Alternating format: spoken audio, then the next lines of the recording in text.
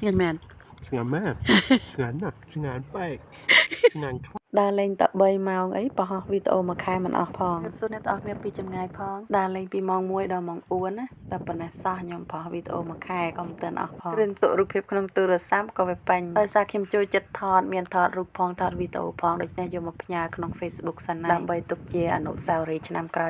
យទៀតដើរឡើងចម្រាក់ភ្នំចោតលេងឡើមកដល់កំពូលខាងលើហើយរាំងញញឹមចេញមើលទេសភាពពីលើចុះក្រោមភ្នំនេះលាតសន្ធឹងធំណាស់នៅនេះឃើញភ្នំខ្ពស់តែគេអាចហៅភ្នំអីគេហៅថាកូនភ្នំចលងភ្នំដោយគេដាក់ឈ្មោះភាសាអង់គ្លេសថា hill អញ្ចឹងណាមើលពីលើចុះក្រោមទៅឃើញអាងស្តុកទឹកប៉ុណ្ណាណីហើយស្អាតណាស់ឡើងមកដល់លើទោះបីឃើញថ្ងៃរាំងរះចាក៏វាត្រជាក់អត់ណែក្តៅទេចោលបក់ហឹលទៅល្ងាចង់ដំថ្មិញណោះដោយសារអាកាសធាតុត្រជាក់អញ្ចេះទោះបីជាដើរ 2-3 ម៉ោងក៏មិនងាយហត់ដែរគ្រួសារខ្ញុំដើរជាអឡាស័តមិននៅវេលាងាវក៏ចង់ទៅមើលទៀតអាងផ្ទុកទឹកនេះមានបណ្ដោយ4គីឡូម៉ែត្រទៅតឹង590ម៉ែត្រហើយកលាផ្ទៃលើគេនោះ520ជម្រៅជាមធ្យមរបស់គេ29ម៉ែត្រតែបើខែទឹកឡើងខ្ពស់អីជម្រៅ41ម៉ែត្រជ្រៅដែរណាអាចផ្ទុកទឹកបានដល់ទៅ27លាន8សែនម៉ែត្រគូបឯណោះវាស្ថិតនៅប៉ែកខាងលើនៃស្រុក Derbyshire គឺនៅមិនឆ្ងាយពីស្រុកខ្ញុំរស់នៅប្រហែលទេបើសិនតែមកអាងទឹកជិះតែ16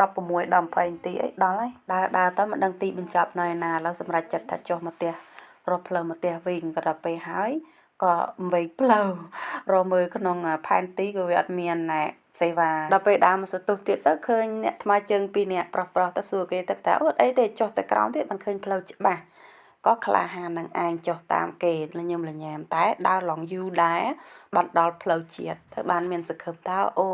អាចជិះឡានក្រុងត្រឡប់ទៅវិញព្រោះនៅនេះឡានក្រុងមករយៈពេល1ម៉ោងវាមកដល់ម្ដងវាសូវសម្បូរឡានរត់មកជាពិសេសឡានក្រុងនេះសម្រាប់ព្រៃនេះគឺស្អាតខ្លាំងវាមានពណ៌បៃតងខ្ចីតែម្ដងបើបានមើលឃើញផ្ទាល់ពិតជាស្អាតមែន